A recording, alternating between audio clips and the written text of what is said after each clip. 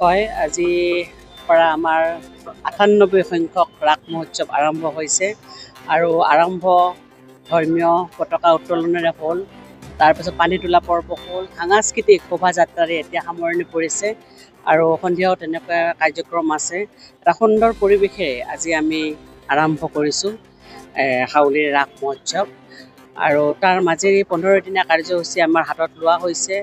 আৰু আজি যিহেতু আমাৰ সুধাকণ্ঠ ভূপেন হাজৰিকাদেৱৰ মৃত্যু বাৰ্ষিকী, কাৰণ জন্ম শতবৰ্ষৰ লগতে মৃত্যু বাৰ্ষিকীটো আজি পৰিছে, সেইকাৰণে আজি সন্ধিয়া এটা সুন্দৰ কাৰ্যক্ৰম আমাৰ ৰখা হৈছে। আৰু যিহেতু আমাৰ মাজৰ পৰা হিয়াৰ আমঠু জুবিন গাৰ্গদেৱ কায়িকভাৱে নাইকিয়া হৈছে, তথাপিও আমাৰ জুবিন গাৰ্গদেৱক আমি সঁচাকৈয়ে অন্তৰত, সকলো অসমবাসীৰে অন্তৰত আজি ম্ৰিয়মান হৈ আছে, অন্তৰত আছে। সেইকাৰণে তেখেতক শ্ৰদ্ধাৰ কাৰণে আমাৰ এটা ইয়াতে স্থল ৰখা হৈছে। আৰু তেওঁৰ যি সৃষ্টিৰাজি আছিলে, তেওঁ বস্তুবিলাক ব্যৱহাৰ কৰিছিলে, এটা সুন্দৰ পৰিৱেশত ইয়াত ৰখাৰ কাৰ্যক্ৰম এটা ৰখা হৈছে। ইয়াতে এটা সুন্দৰ স্থল দিয়া হৈছে আৰু যাতে ৰাইজে আহি তেওঁক দেখা পায়। হাউলি ৯৮ সংখ্যক হাউলি ৰাস মহোৎসৱ এটা সুন্দৰ প্ৰয়াস কৰিছে। আমি সঁচাকৈ ম্ৰিয়মান হৈছোঁ দুজন ব্যক্তি, এজন হৈছে ডক্টৰ সুধাকণ্ঠ ভূপেন হাজৰিকাদেৱ, এজন হৈছে আমাৰ হিয়াৰ আমঠু জুবিন গাৰ্গ ডাঙৰীয়া। আচলতে অসমীয়া সমাজৰ সাংস্কৃতিক জগতখনক যে কিমান ক্ষতি কৰিছে তেওঁলোক, আজি জুবিন গাৰ্গ ডাঙৰীয়া ইমান কম বয়সতে নাইকিয়া হৈ গ'ল। সঁচাকৈয়ে আমাৰ বাবে এটা অসমবাসীৰ কাৰণে এটা সঁচাকৈ বহুত ডাঙৰ ক্ষতি, কাৰণ তেওঁৰ সৃষ্টিৰাজি আজি ইমান বিশাল সৃষ্টিৰাজি এইখিনি বয়সতে তেওঁ দিছে। আৰু হয়তো বাচি থাকিলে তেওঁৰ বহুত পৰিকল্পনা আছিলে, তথাপিও তেওঁৰ চিন্তা আমি সদায় আদৰণি জনাম।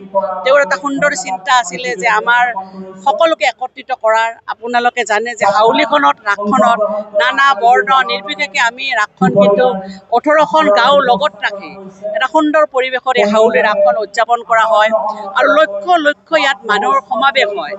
আৰু ভক্তপ্ৰাণ ৰাইজসকলৰ যাতে কোনো ধৰণৰ, আজি ৯৮ সংখ্যক ভৰি দিছে, আপোনালোকে দেখা পাইছে, কোনো ধৰণৰ অপ্ৰীতিকৰ ঘটনা কিন্তু হাউলি ৰাসত হোৱা নাই। এটাই কাৰণ যে হাউলিত একতা আছে। আৰু জুবিন গাৰ্গ ডাঙৰীয়াই আমাৰ প্ৰকৃতি প্ৰেমী আছিলে আৰু তেওঁ অসমখন সুন্দৰ সেউজীয়া কৰাৰ সপোন দেখিছিলে। আৰু তেওঁৰ এটা সুন্দৰ চিন্তা লগত ৰাখি আমাৰ মানৱ সম্পদৰ আমাৰ ৰাস মহোৎসৱৰ এটা সমিতি এখন আছে, উপসমিতি, মানৱ সম্পদ উপসমিতি। সেই উপসমিতিকাৰে লক্ষাধিক গাছ ৰোপণৰ এটা চিন্তা কৰিছে আৰু নানান ধৰণৰ আমাৰ অৰ্থনৈতিক, সাংস্কৃতিক, আমাৰ উঠি অহা প্ৰজন্মখিনিক আগবাঢ়ি নিয়াৰ ক্ষেত্ৰত এই ৰাসে এটা ৰাস সমিতিখনে গুৰুত্বপূৰ্ণ ভূমিকা বহন কৰি আছে। আৰু আপোনালোকে দেখিছে ১৫টা দিনৰ কাৰ্যক্ৰমত আমি সুন্দৰ সুন্দৰ কাৰ্যক্ৰম ৰাখিছোঁ। তাৰ ভিতৰত আমাৰ গাঁওখন অন্যতম এটা কাৰ্যসূচী।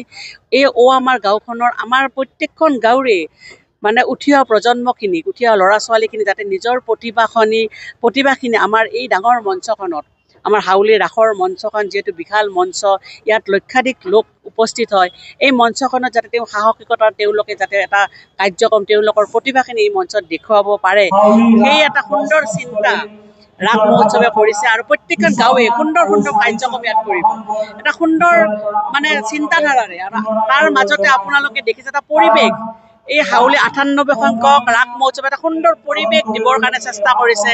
আমাৰ অভাৰব্ৰিজখনত দেখিছে আপুনি সুধাকণ্ঠ ভূপেন হাজৰিকাদেৱ, আমাৰ জুবিন গাৰ্গ ডাঙৰীয়াদেৱ, এটা তেওঁলোকৰ তথ্যচিত্ৰ ইমান ধুনীয়াকৈ অংকন কৰিছে যে দৰ্শনাৰ্থী আহিলে এটা সুন্দৰ পৰিৱেশ তেওঁলোকে পাব।